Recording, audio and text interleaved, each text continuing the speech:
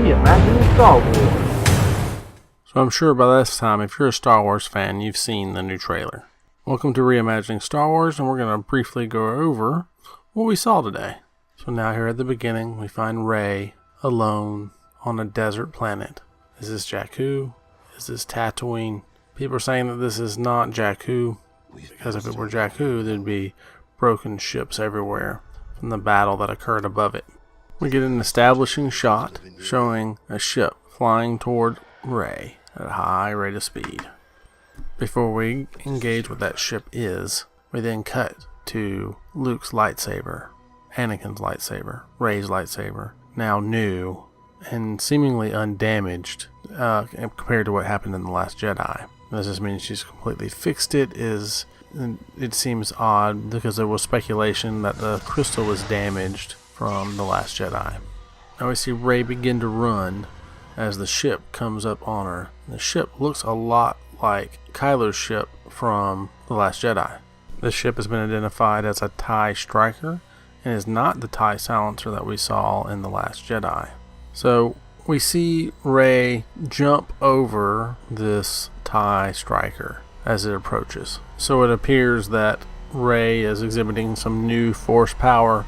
This is all happening while Mark Hamill, voicing Luke, is played over the scene. And I think one of two things about this scene. This is either a dream sequence or it is something added in for misdirection. I do not think that Kylo is piloting this craft, even though we keep seeing his gloves. I think this is something different, and I personally think it's a dream or like a cave sequence per se to direct Rey.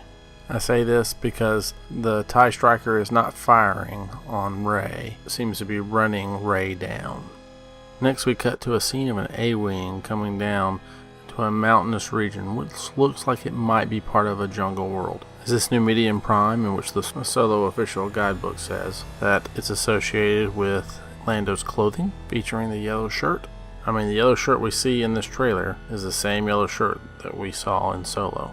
Next we see Kylo involved in hand-to-hand combat where he slams someone down that to me looks like similar to the clan leader that was in The Force Awakens. I'm not saying it is the clan leader, I'm just saying that the combatant has similar dress.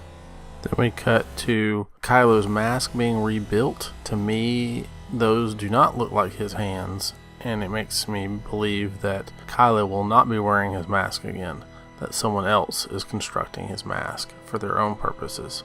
Then we cut back to a desert planet, which again is probably Tatooine. It looks like the rocky outcroppings that we saw in A New Hope that R2 was passing through.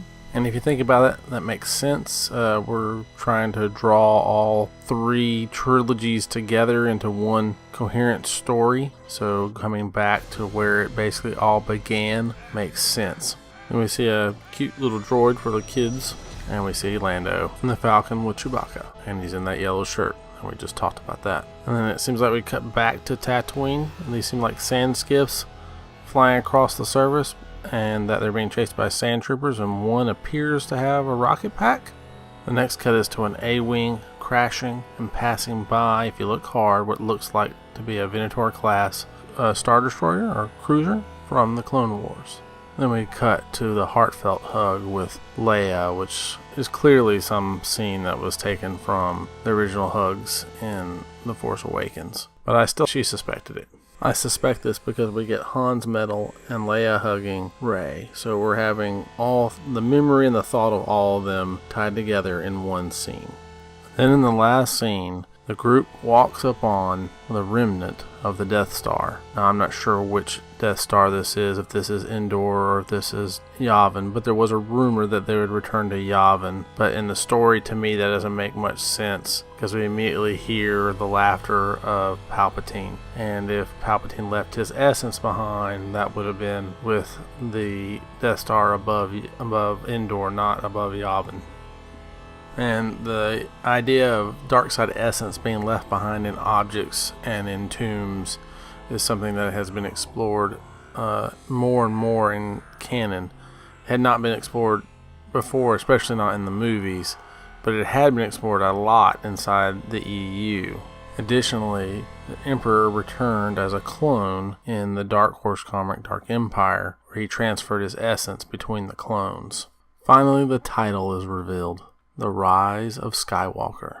Now, if we go back to what Luke was saying in the very beginning, he says, "We've passed on all we know.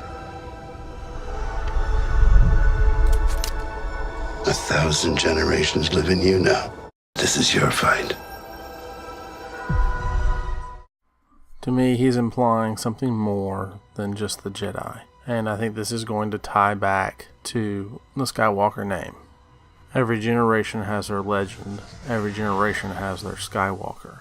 We have been introduced to Anakin Skywalker and Luke Skywalker, where Skywalker is their surname. But surnames in the past typically indicated an individual's occupation or where they came from. I think we'll find that the precursors to the Jedi were originally known as Skywalkers, and that became something that was passed down name by name by name within families. Either Palpatine or Plagueis found this bit of lore, and then they traced down a Skywalker lineage and found Shmi, and that's where they created Anakin, because they needed a new Skywalker, someone who had that bloodline. I think we're going to find that is extremely important, and that bloodline is extremely special, not just because of the little bit of information we have with Shmi. Ultimately, I hope that Episode 9 is a good Star Wars movie and brings fans back, and that we can begin to trust Lucasfilm once again to bring us good Star Wars. So I hope that the things that need to be retconned are retconned, and the story is carried forward and closed off in a very satisfying way. If you have any other ideas, any other theories, please let me know. Please put them down in the comments, and if you really like what you got here, hope you'll think about subscribing. Sukoigar, and may the Force be with you.